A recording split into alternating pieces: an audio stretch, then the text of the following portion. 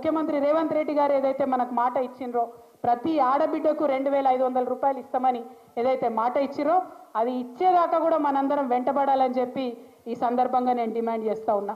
మరి ఇలా మహిళల కోసం పెద్దగా 1,00,000 మందితోని మీటింగ్ పెట్టిరట కాంగ్రెస్ ప్రభుత్వం నుంచి. వెల్కమ్ చేద్దాం, ఎందుకంటే మహిళలందరూ ఒక దగ్గరకు వచ్చినాం. ఏం చెప్పిర్రు అన్నాడు ఎన్నికల కన్నా ముందు 1 కోటి మంది మహిళలను కోటీశ్వర్లు చేస్తామని చెప్పారు.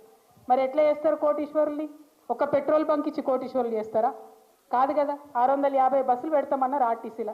ఆర్టీసీయే బాగా నడుస్తలేదు. ఆర్టీసీకే 1800 కోట్లు ఇంకా ప్రభుత్వం డబ్బులు ఇవ్వలేదు. ఇలా మహిళలతోని బస్సులు పెట్టించారు. మరి వాళ్ళ కిరాయి టైంకి ఇస్తారా ఇయ్యరా? ఈ విషయం క్లారిటీ ఇవ్వాలి. 1. 2, ప్రైవేట్ వాళ్ళకి ఎట్లయితే కిరాయి ఇస్తున్నారో లేడీస్కి అట్లా ఇస్తున్నారా ఇవ్వట్లేదా ఒకటి చెప్పాలి. 3, ఆశా వర్కర్లు, అంగన్వాడీలు, ఏఎన్ఎంలు వీళ్ళందరూ పనులు చేస్తున్నారు. ఆనాడు కేసీఆర్ గారు ఏం చేసిరు? వాళ్ళందరినీ ప్రగతి భవన్కు పిలిచి భోజనాలు పెట్టి మాట్లాడి 2 సార్లు జీతాలు పెంచినాం. కానీ 15 నెలలు అవుతుంది ఈ ప్రభుత్వం వచ్చి, ఇప్పటి వరకు కూడా మన ఈ ప్రభుత్వంలో ఆశాలను విలువలేదు, అంగన్వాడీ వర్కర్లను విలువలేదు, ఈ విఓఏలను విలువలేదు. ఈ విఓఏలు ఎవరికి కూడా ఆర్పీలను విలువలేదు.